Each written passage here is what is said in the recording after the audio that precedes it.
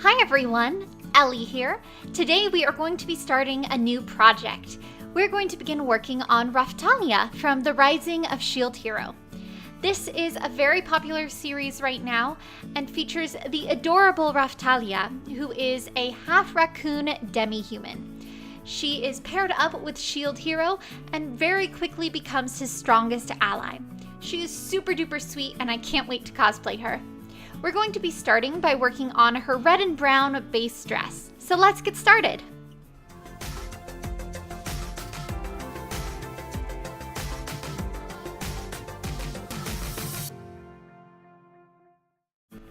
Before we begin sewing this dress, we first need to have a pattern. This is a pattern that I draped on my dress form. However, Raphtalia's dress is a very simple princess seam bodice with a flared skirt.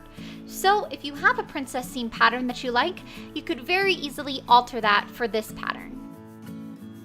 After completing my mock-up and transferring my pattern onto my paper, I'm now ready to cut out my materials. For Raphtalia's dress, I wanted to choose materials that had some really great texture to make this costume come to life. I started with a red dupioni for the two middle panels. Dupioni has a beautiful texture and is a fabric that's been used for many years, so it fits the medieval theme. After that, I chose a brown twill for the side panels. Twill has a contrasting texture to dupioni and it's going to look really nice when it's put together. Once everything was cut out, we are now ready to start sewing our dress together. One of the perks to working with a pattern that you've already made a mock-up of is that you know it fits perfectly and there's nothing to adjust. So I was able to simply pin my pieces together and stitch them with a nice long straight stitch. Once the pieces were stitched together, I pressed out my seam allowance to give me some very crisp seams.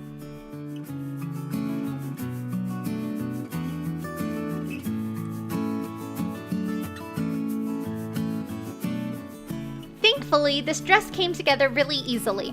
I love the way our materials are looking together. It's so cute! Next, I'm going to go ahead and try on the dress.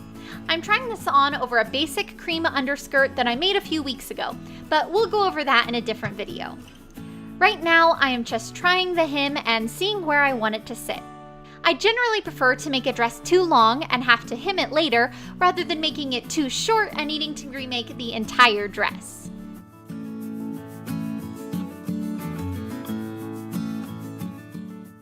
After a bit of fiddling, I get the hem to where I like it, and now it's time to figure out how long I want the slits of Raphtalia's dress to be.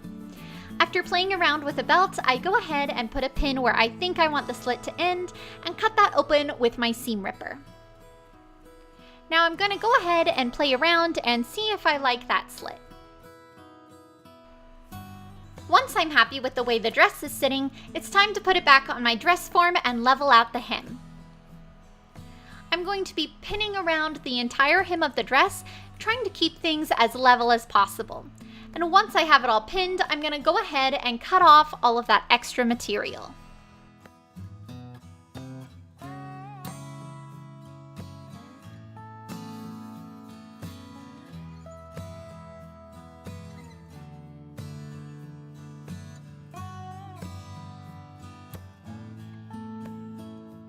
Now that our hem is in place, it's time to go through and add the rest of the slits. Marking the ends of my slits with pins, I go ahead and try to level them out across the entire dress and then open them with my seam ripper. After this, I'm going to fold over any extra material to make these slits a little bit wider than if I were to just cut open the seam.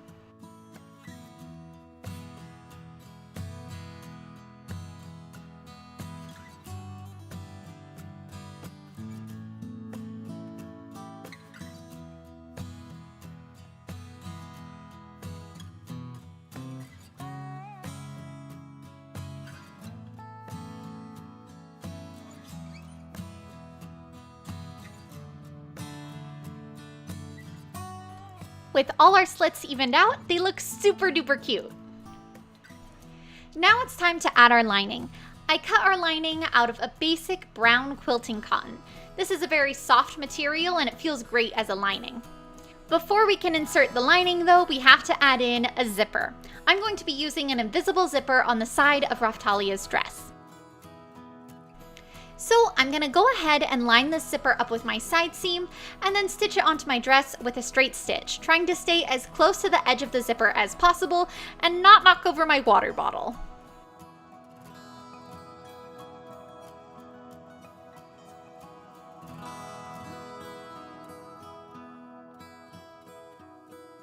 Once you've stitched on both sides of your zipper, make sure to test it and ensure that it works.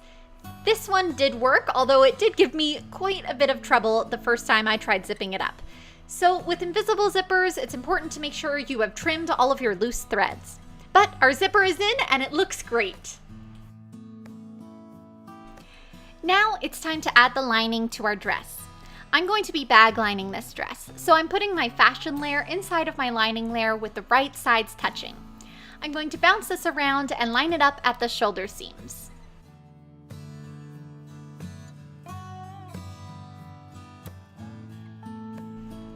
Once our shoulders are lined up, I'm going to go ahead and start working on the hem of our dress. Making sure to line up the top and the bottom of my individual seams, I'm going to pin my lining layer to my fashion layer where the slit ends, and then I'm going to be using my seam ripper to rip open the slit in the lining layer.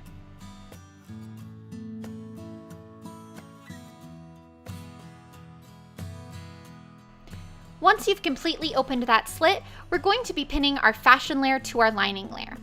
Right now, I'm placing some marker pins along the fold of my slit.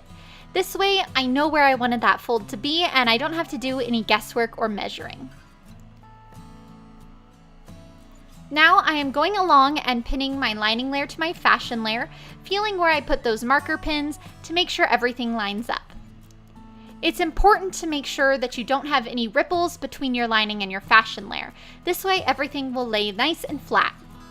Once it's pinned into place, I'm going to go ahead and stitch both the hem and then up the side of my slit. I'm making sure that once I get to the top of the slit, my stitches end up in the same place that they were when I seam ripped them. This way, everything lines up very nicely and there won't be any ripples at the top of your slit. I'm also going to go ahead and tack the edges of my slits as well to make sure that nothing falls out of place. Once it's all been sewn together, I'm going to go ahead and trim that seam allowance, making sure to clip my corners so they will be nice and smooth. I'm going to use this same process to finish up the rest of the remaining slits. With the hem of our dress finished, it's now time to turn everything inside out. As you can see, it looks a little lumpy right now, but I'm going to go ahead and iron it and it's going to look great afterwards. Here you can see that with a little bit of ironing, everything came out nice and crisp. It looks absolutely beautiful. Now it's time to finish up our lining. I'm going to go ahead and stitch my lining layer onto my fashion layer right next to the zipper. So I need to open up that seam using my seam ripper.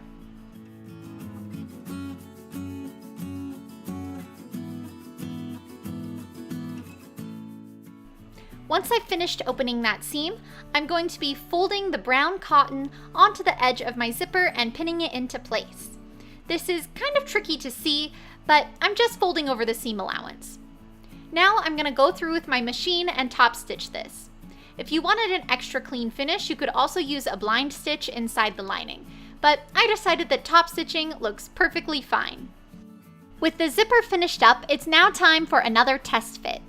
Here you can see that it fits me really well, and I think the hem looks perfect. Those slits are super cute and it's really twirly. Also, our zipper looks really clean as well. Why do I always do a Sailor Mercury pose? I don't get it. Now we're going to be moving on to finishing up the armscye and the neckline.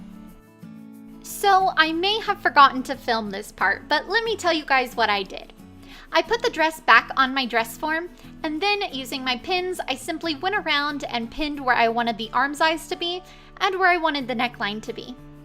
Once I was happy with that, I took the dress off of my form and then using a basting stitch on my machine, went all around where those pins were to baste everything into place. Once it was basted into place, I went ahead and trimmed off all of the extra seam allowance. Now we can really see what this neckline is going to look like.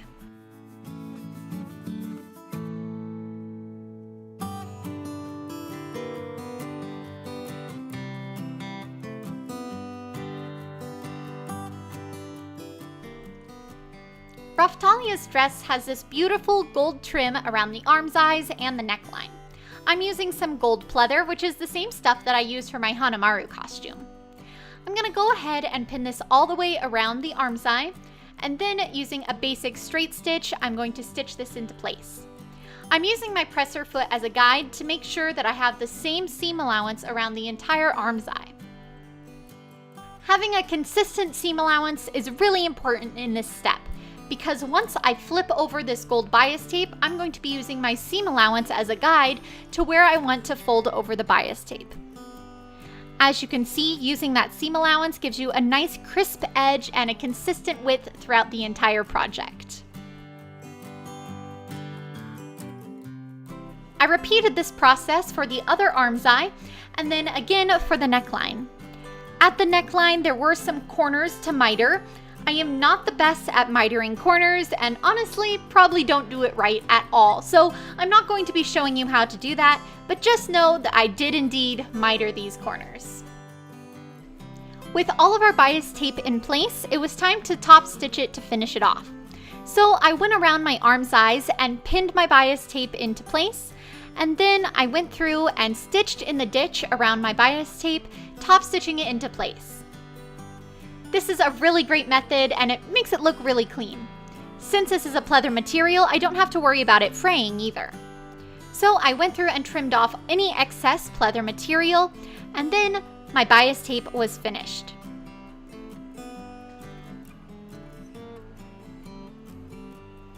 I really love the clean look that you get from using a pleather bias tape on costumes. I think it's a really easy method and it looks awesome. The last detail we have to add to this dress is the crisscross that is along Raphtalia's neckline. I believe this is supposed to look like it's being laced up, but there are no eyelets or anything like that, so I'm going to be doing a faux leather lace up. I'm making some long strips of dark brown pleather that I've top stitched on both sides. Once I made a couple of those strips, it was time to start adding our faux lacing detail. I simply took our brown leather strip and cut it into separate little pieces. After this, I was able to pin these pieces onto my dress, crisscrossing them however I like. This process took a bit of fidgeting to get it to lay the way I wanted it to. I also had to make sure that I wasn't pushing or pulling at the neckline at all. Otherwise, once I was wearing the dress, it might sit a little bit funny.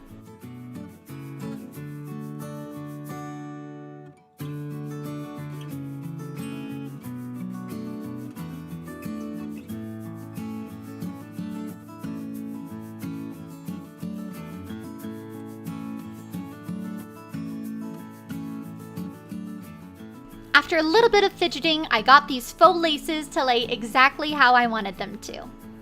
Now we're going to go ahead and top stitch them into place, following the same top stitches that I had used to finish off the bias tape.